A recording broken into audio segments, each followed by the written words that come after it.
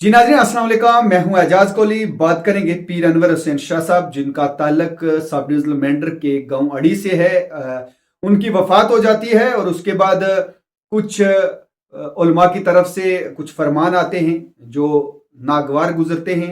एक मसलिक को टारगेट किया जाता है और जो लोग उनकी नमाज जनाजे में शरीक हुए थे उनके लिए कुछ पाबंदियों का जिक्र किया जाता है। उसके बाद ये मामला है जो वो पुलिस तक जाता है, कोर्ट तक जाता है। जिसकी तारीख है जो वो कोर्ट के अंदर होनी है। उन उलमा को शायद नोटिस मिल चुके हैं कि उन्हें कोर्ट में हाजिर होना है और ये बताना है कि क्यों उन्हें ज़रूरत पड़ी ऐसे फतवे जारी करने की। अब हम बात करेंगे पीर अनवर हुसैन शाह साहब का 40वां मनाया गया। उसमें मेंढर के चारों अतराफ से लोगों ने शिरकत की। इस मौके पर तकरीब मुनक्कद हुई और पीर अनवर हुसैन शाह साहब के हालात ज़िंदगी के बारे में, उनकी दौरान ज़िंदगी उन्होंने क्या क्या किया, किस अंदाज में वो रहते थे, इस पर लोगों ने तफसीली जो है वो रोशनी डाली। इस मौके पर जाकिर हुसैन शाह साहब ने तफसील से बोलते हुए कहा कि वो किसी मसलक से तलक नहीं रखते थे बल्कि वो मजहब इस्लाम से तलक रखते थे। एक रूहानी शख्सियत थे, उनके पास दूर दराज से लोग रूहानी इलाज करवाने के लिए आते थे। इस मौके पर जाकिर हुसैन शाह ने तनकीद करते हुए उन उलमा हजरात को कटकड़े में खड़ा किया जिन्होंने इनके जनाजे में शरीक होने के बाद जो लोग शरीक हुए थे उन पर फतवा जारी किया था कि आपके नका टूट चुके हैं। उनको तनकीद का निशाना बनाया। आइए सुनते हैं कि इस हवाले से जाकिर हुसैन शाह क्या कह रहे हैं। 35 रोज गुजर चुके हैं हमारे पीर साहब को दुनिया से रहमत फरमाए हुए। पूरा परिवार, पूरा कुंभा, बल्कि पूरा हमारा ये इलाका सोमवार है।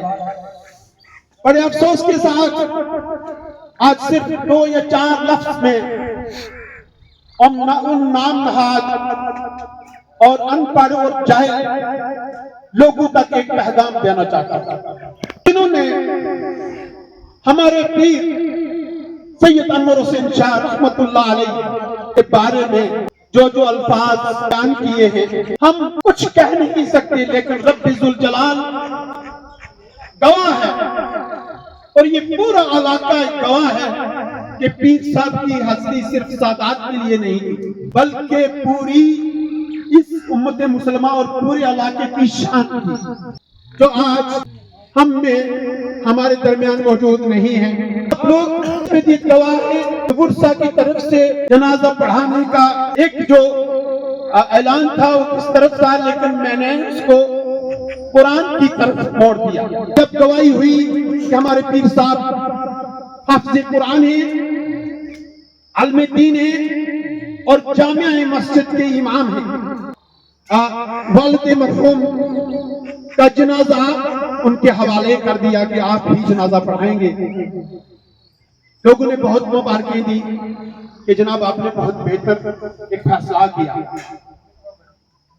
जनाजा पढ़ने के बाद एक जम्मे गफीर का पीर साहब की शख्सियत का सबूत आपने अपनी आंखों से देखा है। इतना बड़ा जनाजा हमारी इस तहसील मेंढर में कोई देखने को हमें नहीं मिला। आज हमारे दरमियान एक अजीम शख्सियत सरदार मोहम्मद मुमताज खान साहब जो सही मैदान से ताल्लुक रखते हैं, वो भी हमारे दरमियान मौजूद हैं। चंद लम्हे के लिए वो भी पीर साहब के मतलब आपको बयान फरमाएंगे कि पीर साहब की शख्सियत कैसी थी। लेकिन आपको ये सबूत पीर साहब के जनाजे के दिन देखने को मिला है कि पीर साहब का मकाम कितना बुलंद और बाला था। अब मैं अपनी असली बात की तरफ आता हूं कि हमारे आका आखिरी नबी जनाब मोहम्मद मुस्तफा सल्लल्लाहु अलैहि वसल्लम का आखिरी जो एक पैगाम था उम्मत के लिए, वो क्या था? वो ये था कि मैं अपनी 2 चीजें इस दुनिया पर छोड़ के जा रहा हूं, फतमस्सक भी और उसको मजबूती से पकड़ के रखना। ये कोई आम आदमी का पैगाम नहीं था। अनपढ़ और जाहिल मौलवियों का पैगाम नहीं था। हमारे आका सल्लल्लाहु अलैहि वसल्लम का पैगाम था कि मैं दो चीजें इस दुनिया पर छोड़ के जा रहा हूं। पतमस्तक में ही गदीरे गुम के मैदान में बहुत बड़ा मजमा था, लेकिन हमारे आका ने वहां फरमा दिया कि अगर आप मुझसे मोहब्बत रखते हैं तो ये दो चीजें इनको कभी मत छोड़ना। मतमस्सक पे और मजबूती से पकड़ के रखना। एक ये कुरान और दूसरी मेरी अहले बैत, दूसरी मेरी अहले बैत, इसको कभी मत छोड़ना। लेकिन मेरे दोस्तों, मेरे अजीजों, मेरे बुजुर्गों, आज ये जो पुरफितन दौर है इसमें ये चीजें देखने को मिली हैं। कुरान को भी छोड़ दिया, कुरान का फरमान भी छोड़ दिया और अहले बैत की जगह जगह तौहीन, जगह जगह बेहुरमती, जगह जगह बदनामी। लेकिन एक बात याद रखना, जब दहशत का मैदान लगेगा वहां ये पूछा जाएगा। ये नमाजें, ये अजानें, ये किसके सदके में मिली हैं? ये पंचतन के सदके में मिली हैं। अगर मैदान करबला में नबी पाक सल्लल्लाहु अलैहि वसल्लम का परिवार अपनी जानों का, अपने बच्चों का नजराना पेश ना करता, आज ये मस्जिदों से अजानें आपको ना सुनने को मिलती। आज ये जो दीन है, ये दीन आपको न मिलता, बल्कि हम सब बेदीनी की तरफ होते। जैसे यजीद ने हर हलाल काम को हराम करार दिया था और हराम को हलाल करार दिया था, वो उसको हमारे आका व मौला हुसैन अलैहिस्सलाम ने उस तपती रेत में पैगाम दे दिया। जब नमाज का टाइम आया तो सर सिजदे में। आज बड़े अफसोस के साथ कहना पड़ता है, वक्त बहुत मुख्तसर है। आप लोग शामिल हुए क्योंकि मौलवियों ने तो बहुत बड़े बड़े फतवे लगा दिए, लेकिन अल्लाह सुब्हानहू व तआला से मेरी दुआ है कि साहिब इल्म जो लोग हैं उनको सादात का मकाम अल्लाह सुब्हानहू व तआला समझने की तौफीक अता फरमाए। मेरे दोस्तों, ये खूने हुसैन है और नबी पाक सल्लल्लाहु अलैहि वसल्लम का परिवार है, जिसमें से ये हमारी अजीम हस्ती पीर सैयद अनवर हुसैन शाह साहब, जिनके आस्थाने से बहुत सारे लोग मरीज आए, शिफा पाके गए, ला इलाज आए और इलाज पा कर गए। तो उन पर इतनी बड़ी तोहमत ये हम कभी गवारा, कभी बर्दाश्त नहीं करेंगे। मेरे दोस्तों, मैं एक पैगाम देना चाहता हूं, यार सैयद का अमल जाने, उसका खुदा जाने, आप कौन होते हो उसको सजा और सजा देने वाले? सैयद का अमल जाने, उसका खुदा जाने। देखो, अल्लाह सुब्हानहू व तआला ने सूरह बुरूज में ऐलान कर दिया कि जो अमाले सालिहा करेगा वही जन्नत का हकदार है। वही इन्नल्लज़ीना आमनू व अमिलुस सालिहात लहुम जन्नातुन तजरी मिन तहतिहा अल-अनहार, वही जन्नत का मुस्तहीक है जिस जन्नत के नीचे नहरें बह रही हैं। मेरे दोस्तों, किसी को कोई हक नहीं है कि सादात या गैर सादात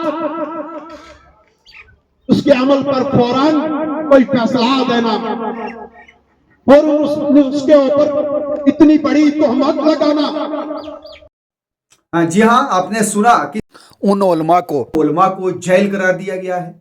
लेकिन आनन फानन में, जल्दी में ये डिसीजन उलमा का लेना कहीं ना कहीं उम्मत मुसलमान को, तमाम पढ़े लिखे लोगों को, तमाम नौजवानों को ये नागवार भी गुजरा कि ऐसे इस तरीके का फतवा जारी करना, खासकर आज के दौर में जहां मुसलमान कई आजमाइशों से गुजर रहे हैं, जहां मुल्की सतह पर हालात जो हैं मुसलमानों के लिए अच्छे नहीं हैं, पूरी दुनिया है जो मुसलमानों को टारगेट करने में लगी है। ऐसे में, ऐसे मौके पे ऐसे इस तरीके के फतवे आना कहीं ना कहीं उम्मत में इंतशार का बायस बन सकता था। लेकिन मैं दोनों मसलकों से वाबस्ता लोगों को मुबारकबाद देता हूं कि किसी ने भी ऐसा काम नहीं किया जिससे इलाके का माहौल खराब हो सकता है।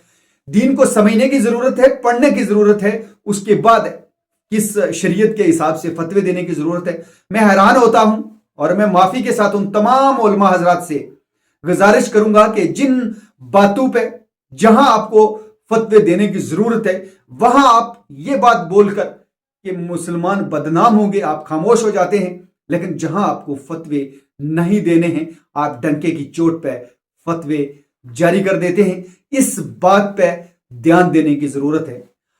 हम उलमाए दीन जो हैं उनकी खिदमत की तारीफ करते हैं, वो जिस काम को सरंजाम दे रहे हैं हम उनके तहे दिल से शुक्रिया अदा करते हैं। वो उम्मत मुसलमान के लिए अच्छा काम सरंजाम दे रहे हैं।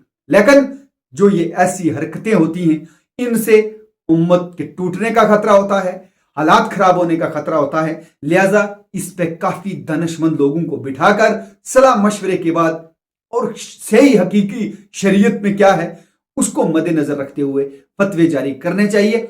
उससे उम्मत मुसलमान को कोई तकलीफ नहीं होगी। लेकिन अगर जाती रंजिश की वजह से या किसी दूसरे को नीचा दिखाने के लिए ऐसे फतवे जारी करके उम्मत मुसलमान में दरार पैदा करने की कोशिश की जाती है, इलाके के हालात खराब करने की कोशिश की जाती है, मैं इस वीडियो के जरिए इंतजामिया से गुजारिश करूंगा कि इस ऐसे उलमाए दीन पर नजर रखी जाए और उन्हें जरूर बताया जाए कि तुम्हारा माशरे में काम क्या है। हैरानगी की बात तब हुई जब अनवर हुसैन शाह साहब का जनाजा है, जो अहले सुन्नत वल जमात से ताल्लुक रखने वाले एक उलमा ने अदा करवाया।